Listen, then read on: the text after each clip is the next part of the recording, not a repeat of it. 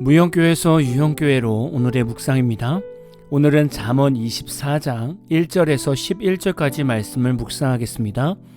쉬운 성경으로 말씀을 보겠습니다. 악인들을 부러워하지 마라. 그들의 친구가 될 생각을 하지 마라. 악인들은 늘 범죄만 생각하고 그 입술은 문제 일으킬 궁리만 한다. 지혜로 인해 집이 세워지고 슬기를 통해 집이 견고해진다.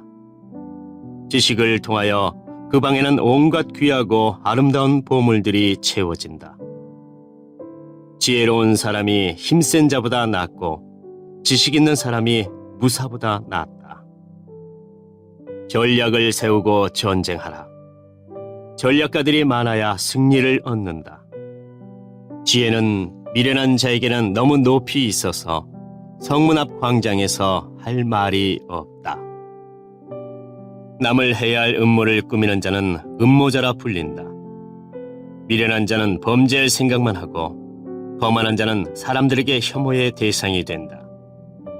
어려움을 당하여 낙담하는 것은 너의 연약함을 드러내는 것이다. 억울하게 사형장으로 끌려가는 자를 건져주고 처형장으로 잡혀가는 자를 구해주어라. 우리가 집을 건축하려면 많은 과정이 있어야 합니다. 땅을 정리하고 기초 작업을 해야 됩니다. 그리고 건물에 뼈대를 올려야 되고 외부 벽을 세워야 합니다.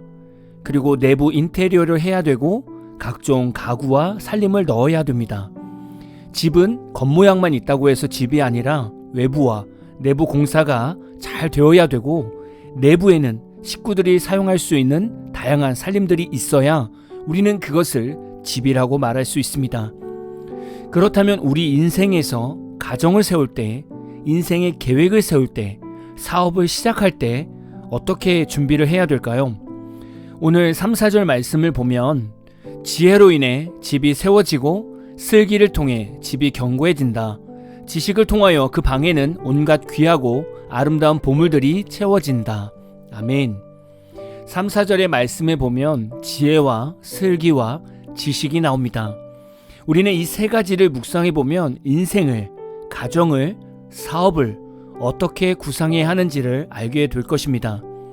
지혜란 성경에서 가장 중요한 덕목 중 하나로 삶의 올바른 길을 인식하고 선택하는 능력을 의미합니다. 단순한 지식이 아니라 실천적이고 도덕적이며 신앙적인 삶을 이끄는 통찰력입니다. 지혜는 하나님과의 관계에서 나오는 내면적인 깨달음으로 묘사됩니다. 슬기란 지혜를 바탕으로 사물의 본질을 꿰뚫어 보는 능력입니다. 이 단어는 분석적 사고와 문제 해결 능력을 강조하며 상황을 깊이 이해하고 올바르게 판단하는 것을 뜻합니다. 지혜가 전반적인 올바른 방향을 가리킨다면 슬기는 그 방향을 구체적으로 실행할 수 있는 능력입니다. 지식이란 사실적 정보나 경험을 통해 습득한 인지적 이해를 의미합니다. 이는 학문적, 과학적 또는 일상적인 정보를 포함하며 삶의 다양한 영역에서 올바른 결정을 내리기 위한 기초적인 자료가 됩니다. 지혜와 슬기는 이 지식을 효과적으로 사용하기 위한 기반입니다. 이 세 가지를 간단하게 정리한다면 지혜는 큰 그림을 보고 올바른 결정을 내리는 능력, 슬기는 그 결정을 구체적으로 실행하는 이해력, 지식은 그러한 결정을 내리기 위해 필요한 정보와 사실입니다. 인생을 살아갈 때, 믿음의 가정을 세우려고 할 때, 사업과 직장을 구하고 시작할 때 성도는 이 세 가지를 꼭 준비해야 합니다. 지혜는 하나님을 인격적으로 만나야 합니다. 즉, 말씀을 읽고 듣고 말씀을 붙들고 기도할 때 우리는 말씀 안에서 하나님을 만나게 됩니다. 슬기는 하나님을 인격적으로 만나면 우리 안에 성령께서 오십니다. 성령님이 오시면 우리는 영적 분별력을 갖게 됩니다. 그래서 무엇이 문제인지, 어디로 가면 안 되는지를 판단할 수 있게 됩니다. 그런데 결국 지혜와 슬기는 우리가 예수를 아는 지식이 있어야 완성이 됩니다. 예수님을 믿고 삶 속에서 예수님과 함께 동행하면 지혜와 슬기가 빛을 낼 수 있습니다. 사실 이렇게 말씀을 드려도 성도들이 듣기에는 참 막연한 말씀일 수 있습니다. 그렇다면 조금 더 구체적으로 묵상을 해보면 좋을 것 같습니다. 우리가 예수님을 아는 지식을 어떻게 얻을 수 있습니까? 좀 더 쉽게 질문을 하면 우리가 무엇을 할 때 예수님을 깨달을 수 있습니까? 바로 죄 가운데서 온전한 회개를 할 때 예수님을 만나고 깨달을 수 있습니다. 회개를 할 때 죄를 용서받는다는 믿음이 생기면서 우리의 마음은 평안함을 회복합니다. 이때 우리는 예수님의 보혈의 은혜를 경험합니다. 그리고 사랑할 수 없는 사람을 사랑한다고 고백할 때 우리 마음에 사랑을 부어주시는 예수님을 경험할 수 있습니다. 우리가 이렇게 매 순간 예수님과 동행하다 보면 하나님이 나의 아버지가 되시고 전지전능하신 아버지임을 삶으로 경험하게 됩니다. 예를 들면 불가능한 상황이 있고 내 힘으로 안 된다고 생각하는 일들이 눈앞에 있는데 말도 안 되는 방법과 상황으로 너무나 쉽게 문제가 풀리는 것을 보게 됩니다. 이때 우리는 하나님의 지혜로 문제를 풀었다고 고백합니다. 또는 하나님의 능력으로 문제를 풀었다고 고백합니다. 이런 것이 지혜 아니겠습니까?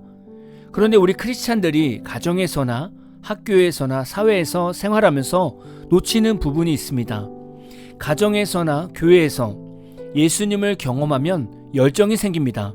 그러다 보니 신앙이 없는 사람들과 생활하면서 상대방을 이해하지 못할 때가 종종 있습니다. 우리 안에서 자꾸 판단하는 마음이 생기는 것이죠. 슬기라는 말의 영어 단어는 understanding입니다. 다른 사람들 밑에 서서 그들의 입장을 생각해 보는 것입니다. 성도가 상대방의 입장에 서서 충분히 이해하고 상황이 다 파악이 되면 그때 하나님의 지혜와 그리스도를 아는 지식으로 판단하는 것입니다. 과연 우리는 상대방의 입장을 이해하려는 마음을 얼마나 가지려고 노력했었는가를 다시금 돌아보아야 합니다. 가정이 무너지는 이유는 자신의 것을 포기하지 못했기 때문입니다. 예수님을 믿는 성도도 배우자를 위해 자신의 것을 포기하지 못하는 모습들을 보게 됩니다. 교회에서 문제와 싸움이 일어나는 것은 서로의 생각을 고집부리고 있기 때문입니다. 고집을 부리다 보면 우리 안에 슬기로움이 상실됩니다. 그래서 본질적인 부분을 놓치기가 쉽습니다. 나의 생각을 내려놓고 하나님의 마음으로 상대방의 소리를 듣고 상대방의 입장을 보고 주변을 살펴보면 풀 수 있는 슬기가 생기게 됩니다. 3, 4절을 보면 지혜로 집이 세워지고 슬기로 집이 견고해지고 지식으로 아름다운 보물을 채울 것이라고 말씀합니다. 이미 성도들에게는 이 세 가지를 누릴 수 있는 조건이 충족되어 있습니다. 이제 우리가 얼마나 예수님을 붙들고 하나님 안에서 넉넉한 마음을 가지고 세상을 살아내느냐에 달려 있습니다. 여러분에게는 지혜와 슬기와 지식 중에서 무엇이 부족하시다고 생각하십니까? 혹시 부족한 부분을 깨달으셨다면 오늘부터 다시 예수님께로 나오십시오. 오늘 마무리 찬양은 어노인팅의 표대를 향하여 라는 찬양입니다. 찬양 후에는 잔잔한 연주곡이 있습니다. 말씀을 생각하면서 기도하는 시간을 가져보십시오.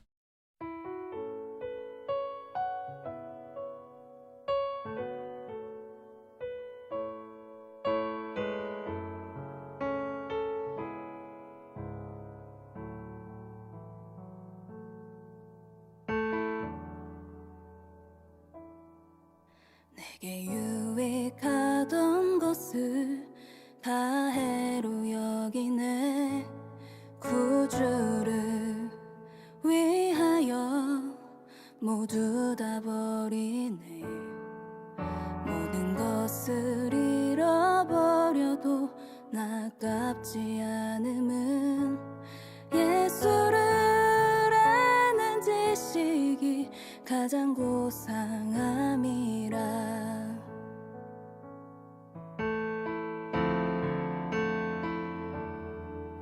육체를 신뢰하지 않고 겸손한 마음으로 부활의 능력과 고난에 참여하며 그의 죽으심을 본받아 그리스도를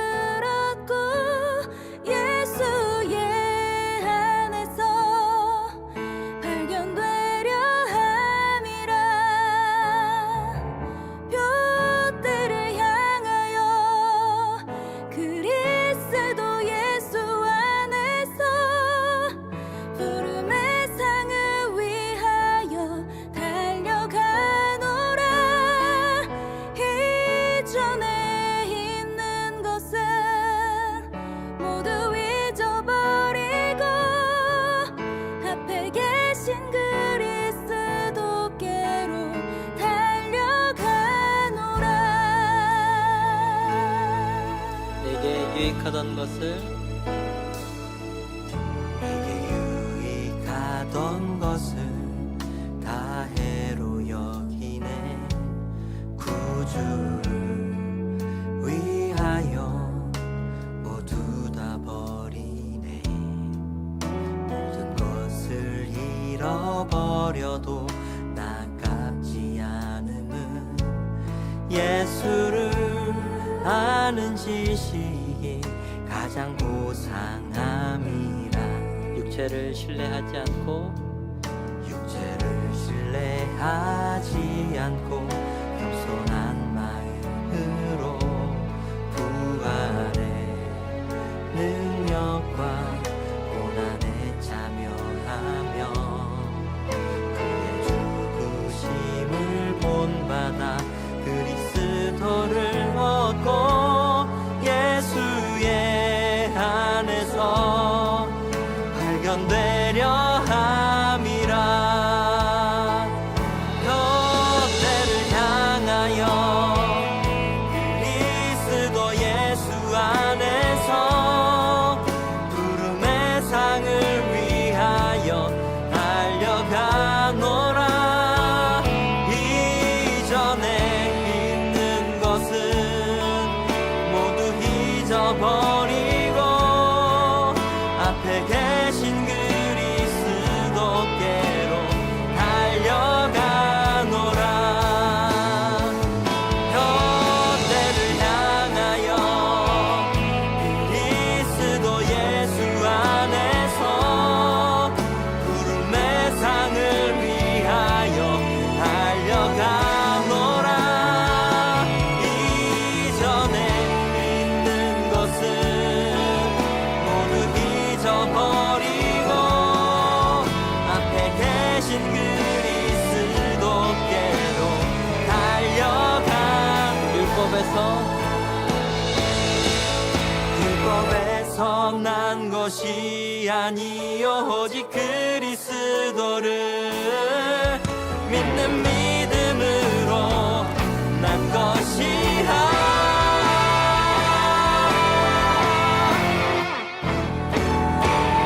뼈대를 향하여 그리스도 예수 안에서 구름의 상을 위하여 달려가노라. 이전에 있는 것은 모두 잊어버리고 앞에 계신 그리스도께로 달려. 뼈대를 향하여 뼈대를 향하여 그리스도 예수 안에서 구름의 상을 위하여 달려가노라. 이전에 있는 것은 모두 잊어버리고 앞에 계신 그리스도께로 달려가노라. 이전에 있는 것은 모두 잊어버리고 앞에 계신 그리스도께로 달려가노라.